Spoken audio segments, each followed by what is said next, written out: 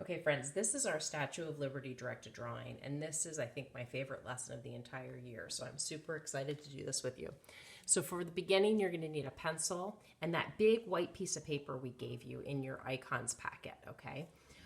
You'll also ultimately need the green oil pastel we gave you, and a paintbrush and water, and watercolor paint. Okay, but don't worry about that part yet. Just start with the paper and pencil. That's going to take a while, and then we'll move on. Okay, so the first thing you're going to do is you're going to use a whisper touch. Remember, we talk about that whisper touch so that if you need to erase, you can. And the first thing you're going to draw on your paper is a U. And this is going to really be the Statue of Liberty's face. So you don't want it to be too giant because you need this whole part of the paper needs to be her body, and then you have the base too. So you don't need her, in fact, I'm actually going to change mine. Sorry. I'm going to make mine a little higher up. So sorry if I just messed you up. I didn't mean to. I'm going to do it a little. Do you see where the top of my paper is? I'm going to start her face about here. Okay. Now the next thing I'm going to do is I'm going to do this. It looks almost like a, I don't know, like a bird or a bridge or something like that. It's a point at the top and then it comes down like that. See how that works? And you can pause me at any time and erase and change how you need to, okay? Now the next thing you're going to do is you're going to draw a, yeah, you can see her. You're going to draw like an arch around this part of her head, okay? And in fact, I'm going to pull it even down to here, okay? And then you're going to do the same thing again, starting at this point, and you're going to kind of go out and make it almost like a rainbow look, like this, the second line of a rainbow, but not any more than that. So now you should have these two lines that go around her head and this little art, this little, I don't know, bird or whatever you want to call it, and then the U. Now this part right here, this is her crown. And in the crown of the Statue of Liberty, something so very cool, it's all these little windows.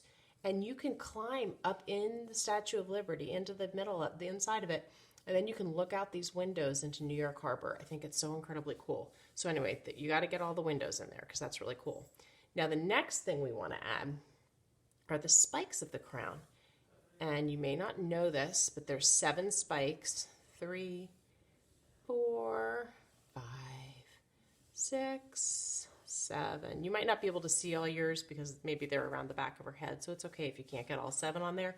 But the 7 spikes stand for the 7 continents and the 7 seas. So this is very, this Statue of Liberty has a lot of meaning, and so that's why I think I love it so much, because it has so much meaning to us. And we were given it by from France, of course, and it took a long time to get her up and get her going.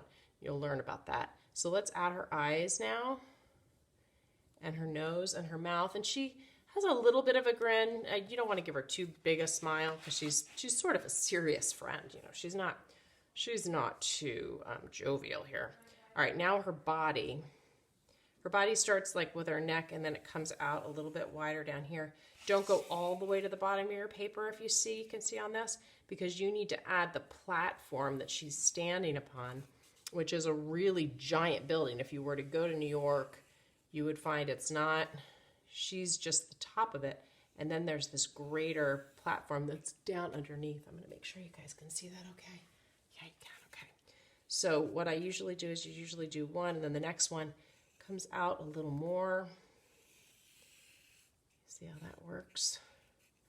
And this is the actual building that people go into, and there's like a store down here. There's a whole little setup. So you can have you could put these for the doors, because there's a whole little museum inside it, I think. I haven't actually gotten to go. I'm really hoping to someday.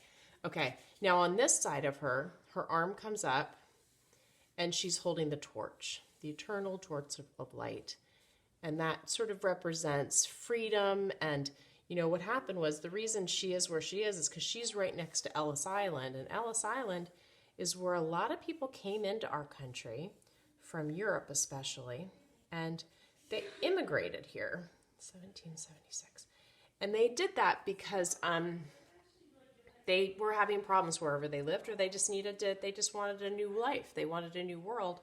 And so they came to America. So she represented sort of the new life and freedom and all that comes with that. And so that's why they planted her where they did, right next to Ellis Island, so that people would see her and they'd say, oh my gosh, now we're in the new world and we can make a new life for us and our family. So you're going to have your one arm go up to her right arm. So it's on the left side of your paper, but it's her right arm. If she were a person, it would be her right arm is up. And that has this torch that's always, always going. And you can make that yellow if you want to later. And then her left arm is holding a tablet that says 1776. And if you remember this from earlier, we learned about, and actually, I'm going to not just put 1776. I'm going to change this. And I'm going to say July 4th, 1776. And I want you to think about what that means. What is the significance of that date? July 4th, 1776. You might know July 4th. And what happens on July 4th? July 4th, we have a big parade in Novato. And we have a big parade in Novato because it's the 4th of July parade, remember? Everyone goes down Grand Avenue, and the Boy Scouts and Girl Scouts, and you got Peony Hardware and all those cute little dogs. Everybody goes down the middle of the street, and we all celebrate, and we have barbecues, and we have fun. And it celebrates our Day of Independence. It was the day that we sent a big letter to England that said, we don't want to be part of your country anymore. We want independence. And that day that we got our freedom was July 4th, 1776. So that's why it's such an important date. Okay, so then we need to do her drapery. So up here, if you start a line here, bring the lines down. And this just shows her gown as sort of a draped gown. She's made of copper, so she's predominantly green. So now what you're going to do is you're going to take that green oil pastel we gave you, this one right here, and you're going to go over all the lines of her in green. And you can use, if you prefer black, you can use black. I've had kids use black before too, but I'm using green. And I'm not going to be able to write my letters well with the green, so I think I'm not going to do that in green. Maybe I'll wait and do that in black, because that's not going to look as good. So I'm going to go over the whole thing. If you don't want, the pedestal really isn't green because it's not copper. It's more of a brown. So you don't have a brown oil pastel, but you could use a brown crayon because it really does work very similarly. The oil pastels are just a little better for the watercolor. Go over all of her here.